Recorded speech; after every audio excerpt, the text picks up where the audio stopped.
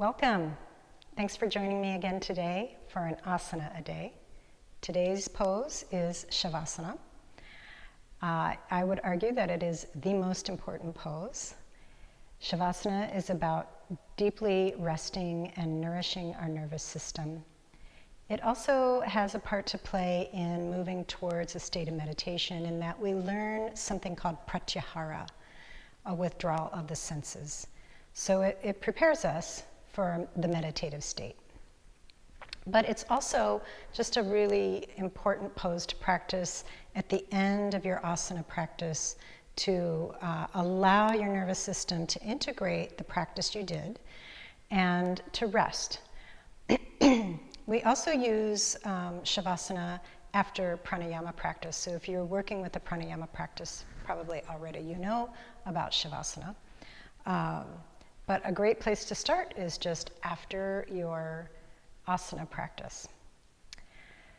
So the other thing that I like to point out is sometimes after our asana practice is we need to lay down and do our Śavāsana, but it can be a standalone practice. And many times I will use Śavāsana at the end of my asana practice, maybe a shorter Śavāsana, and then later in the day I will do a longer Śavāsana, which leads me into, well, what is the timing here? So I highly encourage you to practice this pose for 20 minutes. Now, before you turn off the video and run out of the room, hear me out. It takes about 10 to 15 minutes for the typical person to achieve a state of parasympathetic dominance. Now, what does that mean? Our nervous system has two parts. We have the sympathetic part and the parasympathetic part. The sympathetic is the aspect of the nervous system that we use to get things done, to do and check things off our list and be active and responsive in our day. You probably have heard of it as the fight or flight. It's essential, and unfortunately, it's where in our culture today we live most of the time. So finding this balance with the other aspect of the nervous system, the parasympathetic, which is all about resting, nourishing, digesting. It improves our immune function.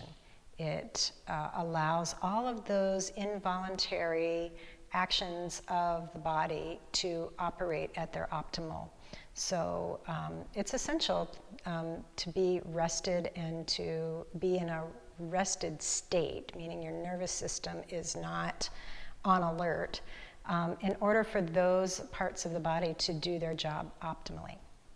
So for most of us living in this culture today, we're on alert and on high all the time. So unless we have this conscious practice of deep rest, it can take 15 minutes to make that transition.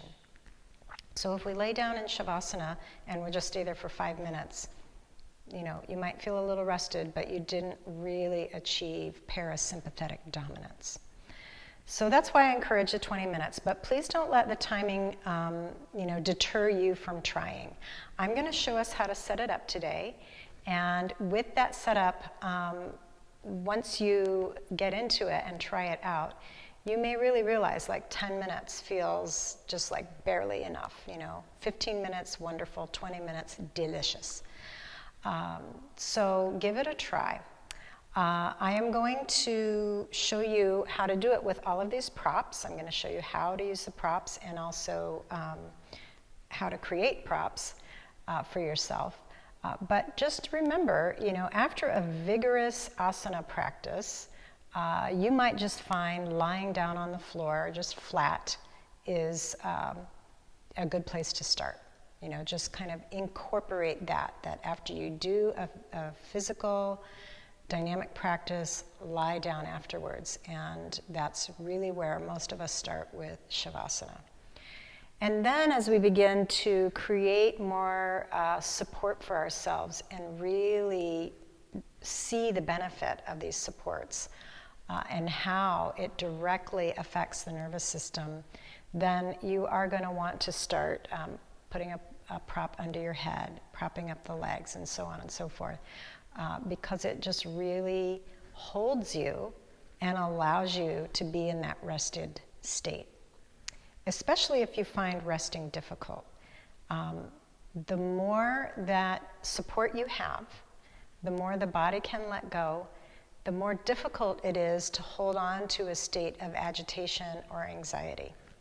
So the props are a very interesting way of really shifting us into that relaxed, calm, parasympathetic dominant state. So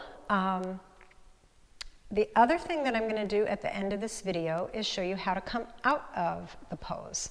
Because at the end of this video, you're going to see two links somewhere over here.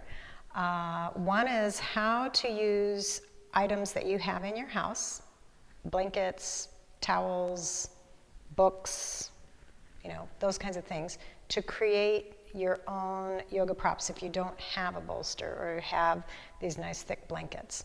So I made a video a while back that just gives you some ideas about how you can find things around your house to use to support yourself. The other video is going to be a Śavāsana practice video. And in that video, I'm just going to lie down on my support, and you're going to hear my voice overlaid talking you through the transitioning into deep relaxation. And then I will also offer, at the end of that, a bell. So I'm going to do a 10-minute timing. You'll hear a bell. So if you just want a 10-minute Śavāsana, you can, at that bell, roll to your side, come up and be on your way.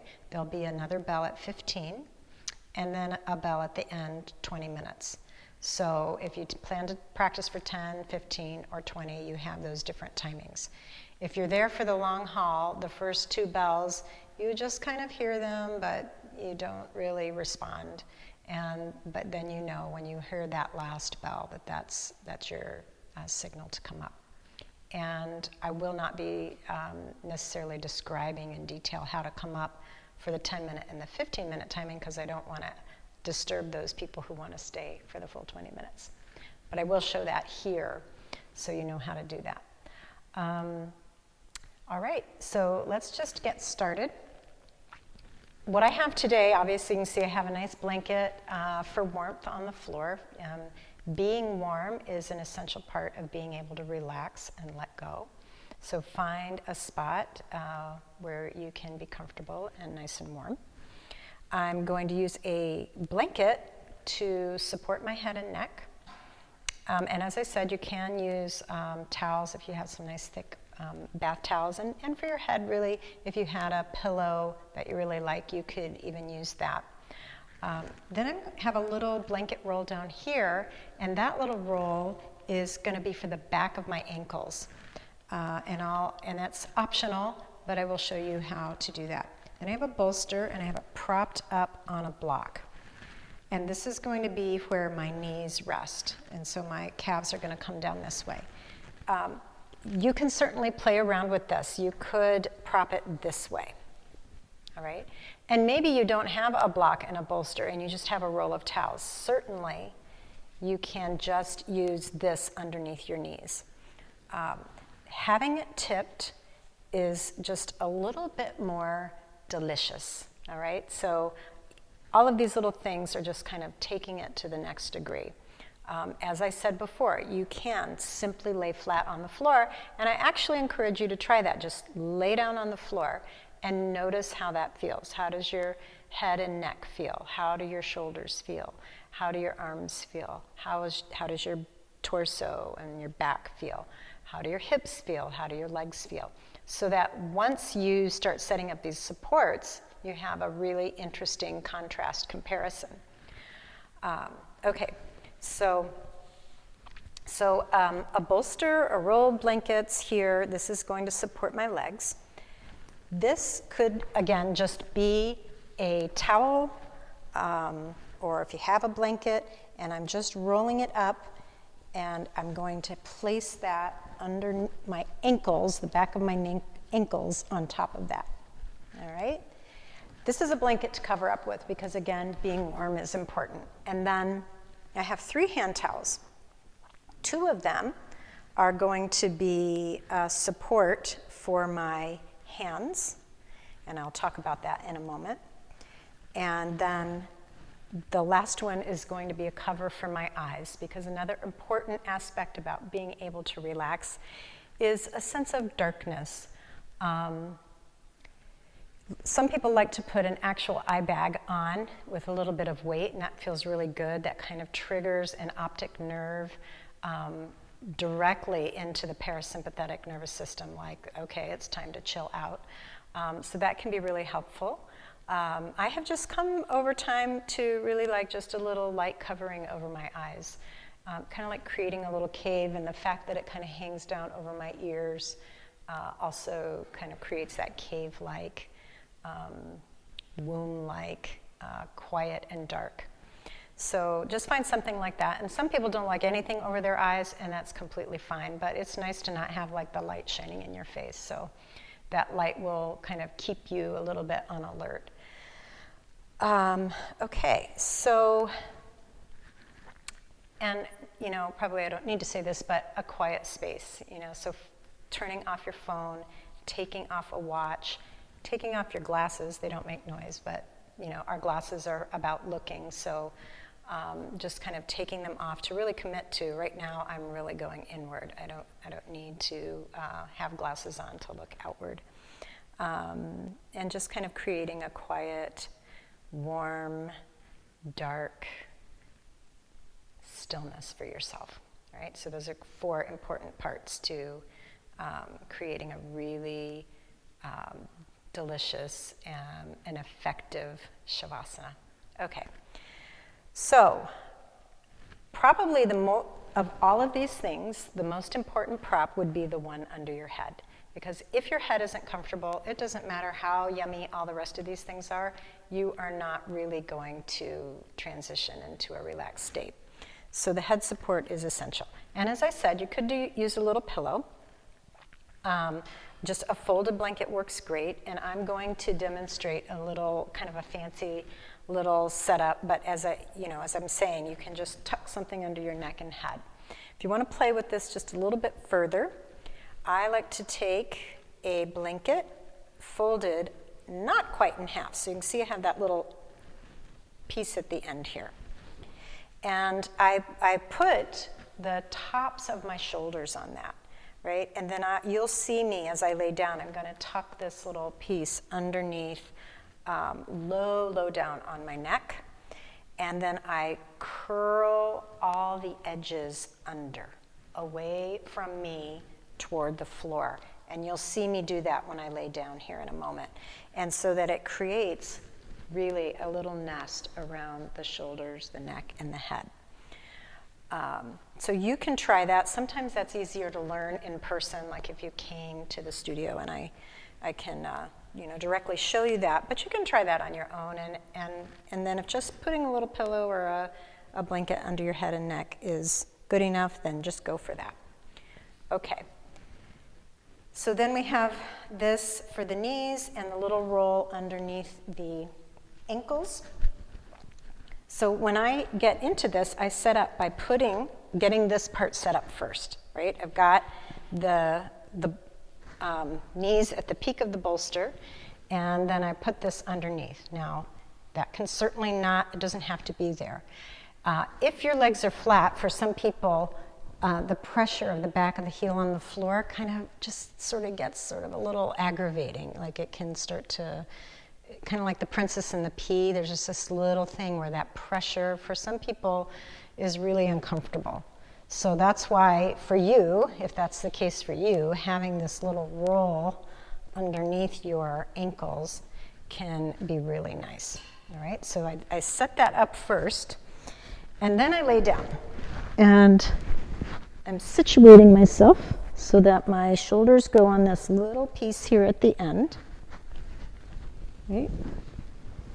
And before I adjust my head, I'm going to lift up my hips and just move the glute muscles away from my lower back, because I was sitting and my glute muscles were this way. And if they stay like that, then they're going to kind of create this exaggerated back arc, which we do not want in this pose. We want a really neutral spine. I'm not saying that I want to press my lower back into the floor. I'm just wanting a neutral spine. So just kind of gliding those glute muscles away from your lower back and getting the alignment of like the placement of the bolster and the blanket for your head the right distance from each other so that you're completely comfortable. And then these little hand towels, you can see that's not very thick, and you certainly can use something thicker, but these go slightly out to the sides. I'm purposely not doing the head yet. I'm going to do that at the end. These go out to the sides. So you don't want your arms really close to your body because that inhibits the movement of the ribs in breathing. Give yourself a little space. And the shoulder blades are sliding down your back, not squeezing together, they're just down. They're not hunched up next to your ears. And having the hands elevated just a little bit on this cloth creates a little bit of bend in my elbow. And this position, as opposed to this has an extremely relaxing effect on the nervous system. So you might be surprised that just putting that little towel, that little folded cloth under the hands creates this sense of, just resting and letting yourself sink. So give that a try. It's a really easy thing. It's just a hand towel. All right, and then I'm going to take my glasses off because that's how I would do it if I was at this stage. I'm tucking this under way at the base of my neck, like C7, where that bone really pokes out. And then I'm curling the blanket under. And I reach over and tuck under the shoulder. Right? And I've got this wonderful little nest just completely hugging, tucking my all around my head. See, I can hardly talk anymore. The thing about the shoulders, if you choose to do this, is that your shoulders really belong to the front of your body. And so when we lay down, they're going to drop back, really opening up your chest, which is not a bad thing. But for this sense of being cradled and just surrendering, almost like when a mother holds her baby, you know, we're creating a support that holds us. And so that little tuck underneath the shoulder lets my shoulder drop back with support. It's being held. And my nervous system responds to that by just letting go. So then the last little thing, well, I guess the last two things, are putting something over your eyes, whether it's an eye bag or a cloth. Now, if you use an eye bag, be sure it doesn't go over your nose, because you want to be able to breathe freely, even this top part of the nose. So up here, you don't want to put a big heavy eye bag, resting there. It doesn't even have to be really heavy, actually. It's part of why I think I like this cloth, is because it creates a little bit of darkness. It drops down around my ears. I have this little cave that I'm in. All right, so the only thing I didn't do was put a blanket over me. And that would be an important thing for you to do to stay warm. I've got all my super cozy clothes on right now, and I'm not feeling particularly cold. And I'm also actually not staying here because this is a tutorial. So you will see in the practice video, I'm going to have a blanket on me. But if you're cold, you are going to have that little bit of alertness. So remember to cover up. All right, so this is the pose. And I'm noticing I'm wanting to adjust my head just a little bit more so that chin is down. Right, so that's something you can check for yourself, that your chin isn't up in the air. And that you create this support around your head to encourage that chin to drop down. So then you will be here for 10, 15, 20 minutes. Because at the end of an active asana practice, if you set all of this up, my guess is 5 minutes is going to feel like an instant. So you'll actually want to stay longer. Now, if you're at the end of a vigorous asana practice and you just lay flat on the floor, 5 minutes might feel like you're good and you're ready to go. And that might just be the practical nature of what needs to happen for you in your daily routine. All right, so when you're ready to come out of this, if you stayed for any amount of time, you've begun to develop that parasympathetic dominance. We've shifted into a really chilled out place in the nervous system. And we want to take that into the day with us. We do not want to just sit up like a zombie, you know, or Dracula, like sit bolt upright. That will completely erase, maybe not completely, but just going against what we just worked to achieve. So to take the Śavāsana, the relaxed state with us, when you hear the bell, or if you set up your own little timer, let that just be a little signal to begin coming up. So you take a deeper breath and you begin moving the fingers and the toes. And then you might like to stretch the legs out and stretching the arms. And eventually bending your knees. You may like to sway a little bit, especially if you stayed for 20 minutes. You know, your hips may really feel like they just need to move a little bit before you make any big transition. And then you choose a side and you roll all the way over onto that side. And you might like to just pull your blanket with you and rest on your side for, I like to say, 3 to 5 breaths. And I take that time to open up my eyes under my towel. If you have an eye bag, of course, that eye bag will have slid off. And you just take the time. You might even like to put your hand over your eyes to open the eyes. And then to come up, we're going to come up with a lot of support from our arms. So I really turn toward the floor. You can see I'm sort of reaching my legs out. I'm going to draw the lower belly into the back body to support me to come up, as well as pushing the arms into the floor. And you let the head hang as you come up. And there you have it. A Śavāsana and a coming out of Śavāsana. All right, so I hope that this helps you, figure out how to set yourself up, and you can gather all your things together and then check in with the video that I'm going to post, or that should already be posted, for Śavāsana practice, right? So maybe this you just watch one time, but then that's the video you'll use to practice with. And you can also do some of my other Asana a Day videos, and then you may like to just put on the Śavāsana practice to be guided into Śavāsana at the end. So thank you for joining me again. Namaste. Have a wonderful day.